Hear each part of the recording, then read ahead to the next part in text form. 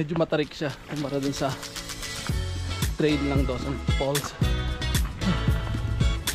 Talagang hinihingal ako, nabigla yata ako.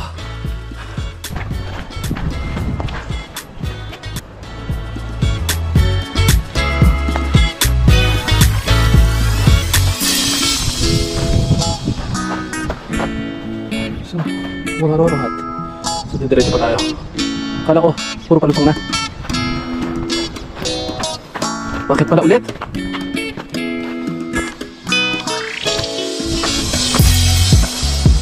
Akala ko puro palusong na. Ang kasunod, aahon pa pala ulit.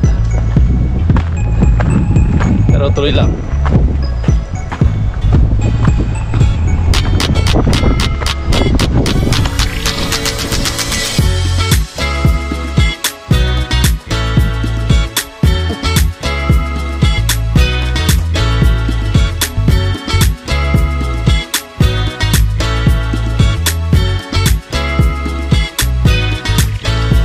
Mukhang puro palusong na ngayon. Mukhang makakabawi na tayo. Tapos nakalagay doon sa signage 1.2 kilometers na lang. So 40 minutes walk. So higit kalahating oras na lang, no? Malapit na tayo. Huwag nating iisipin na kulang-kulang isang oras pa. Kasi mas lalo tayo may inip. Kailangan pag gano'n, isipin mo, higit kalahating oras na lang nalakarin, malapit na tayo.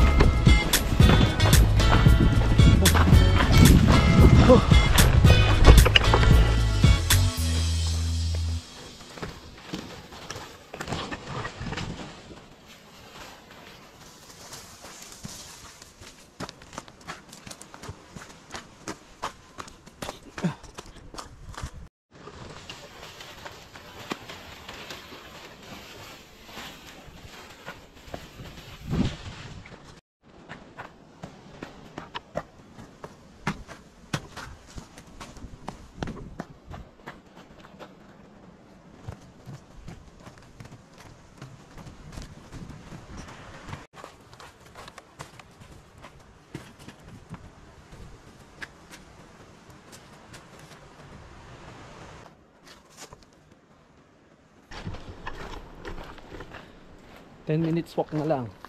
So malapit na tayo.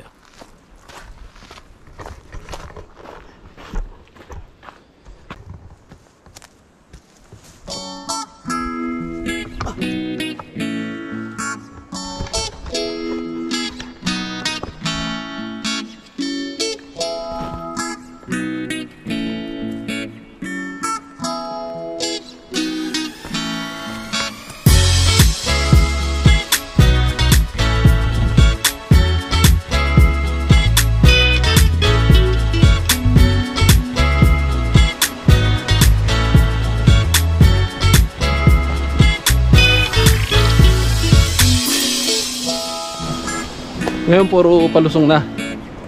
Ang problema natin ito ngayon yung pabalik. Kasi sigurado mas matarik tong nilulusong natin ngayon. So mas matarik din yung aahunin natin mamaya.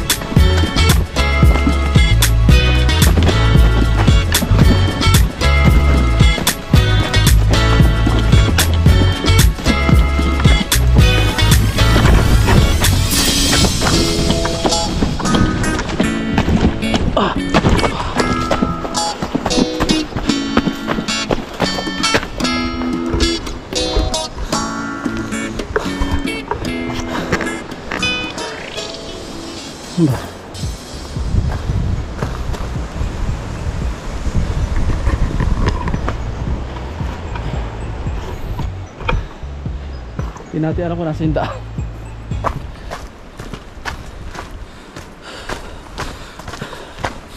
Why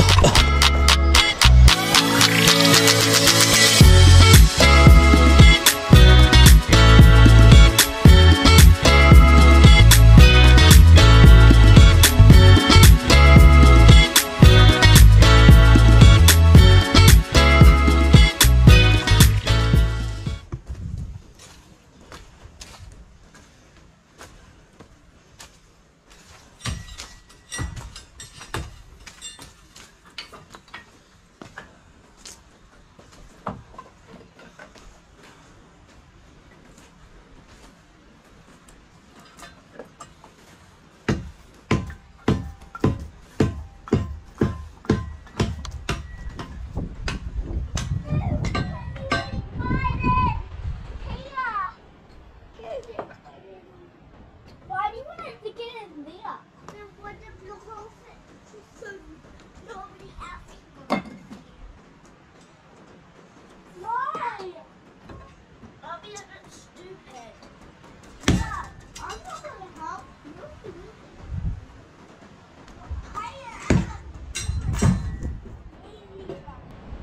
Why? You said I think.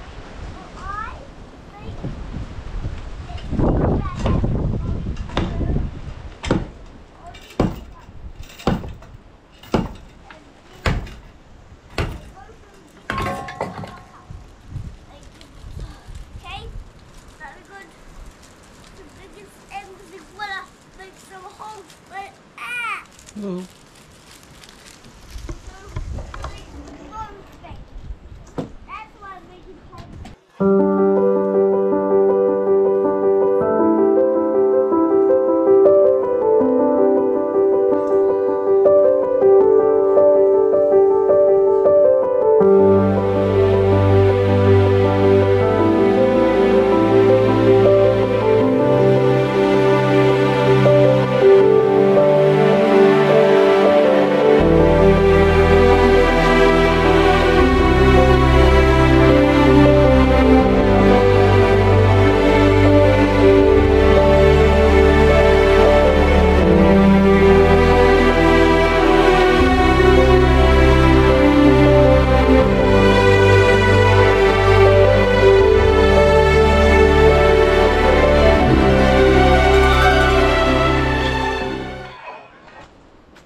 So, hindi na rin tayo nagtagal dun sa Wangaroro Hut kasi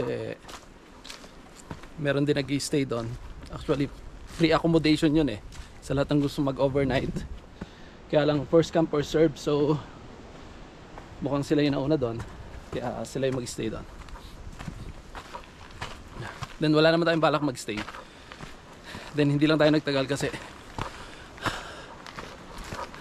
late na rin tayo umakyat. So hindi tayo pwedeng gabihin sa daan kasi kung nakita nyo naman yung lugar, mahirapan tayo, wala tayong ilaw. So susubukan natin hanapin yung hanging bridge na ang kasya lang isang tao. One at a time lang yung tatawid. So titignan natin kung makikita natin. Pero hindi ko alam kung makikita natin. Akala ko doon din siya eh. Akala ko madadaanan siya kapag pupunta ka ng Wangaroro Hut. Eh nakarating na nga tayo sa Wangaroro Hut pero wala pa rin yung hanging bridge. So subukan natin kung makikita natin. Nakakalito kasi yung mga trail dito eh. Although meron namang mga signage, pero mahirap pa rin.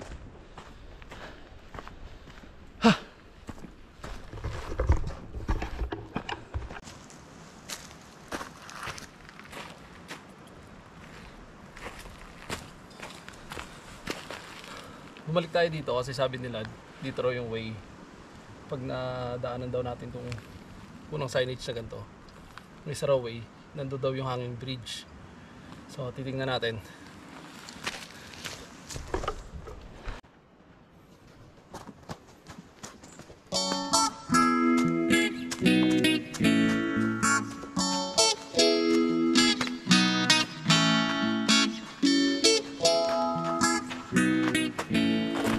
Bale, andito na tayo sa bridge. Hanging bridge to, kaya lang kakaiba sa kanya. Isa lang ang makakadaan. So, hindi kayo pwede sabay-sabay. Isa nga lang eh. Hindi kayo makulit. Kung makikita nyo, napakakipot ng daan. Talagang sakto lang sa pang isang tao. So, hindi ko alam bakit hindi nila ginawang laki-lakihan. So, siyempre may dahilan niya pero hindi na natin naalamin pa. Tara, tingnan natin.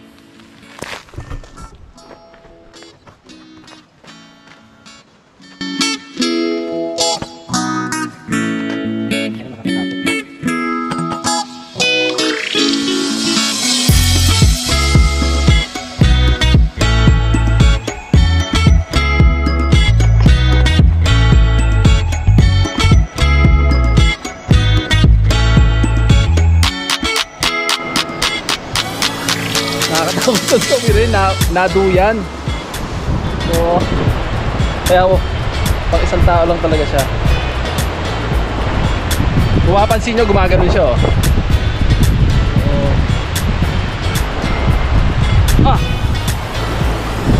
Mahirap din tumimbang. Akala mo lang madali siyang tawirin. Pero pag umaano ka na, gumaganon ka kasi, kaya nawawalan ka rin ng balanse.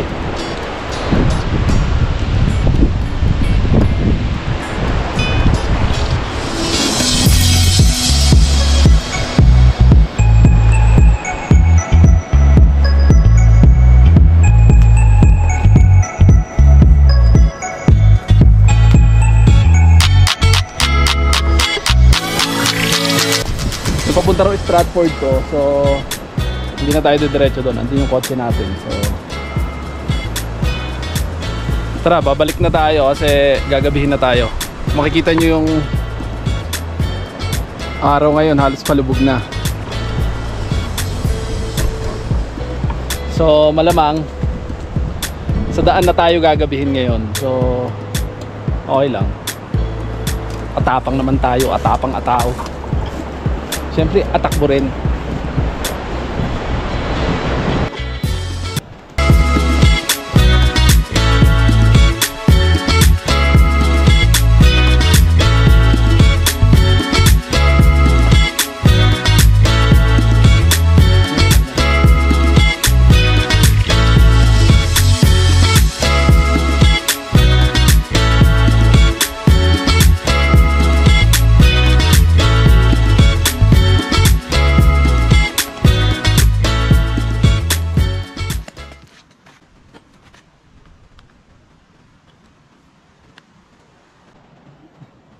Bali, babalik na tayo kasi dumidilim na. So, gagabihin na tayo sa daan. Bahala na.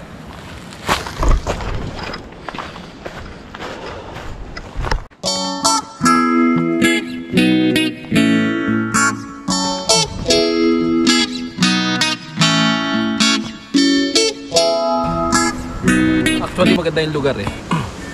Kung di ka mahilig manood ng wrong turn, pwede ka dito. Pwede ka magstay dun sa upo. Pero kung mahilig ka manood ng wrong turn, wag na, hindi ka pwede dito. Matatakot ka.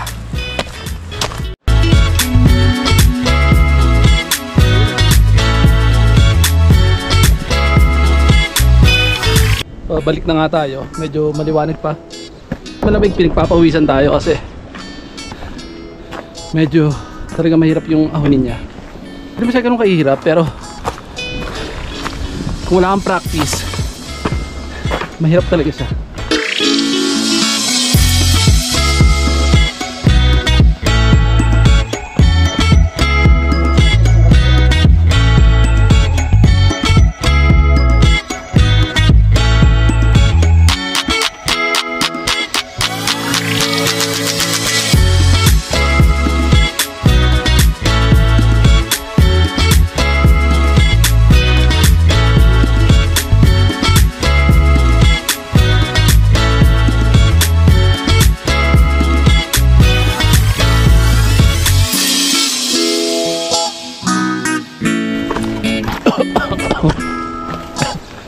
Alala sa akin. Number.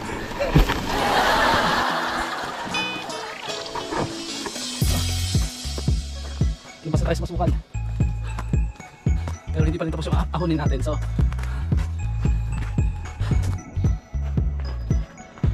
So, ahon pa.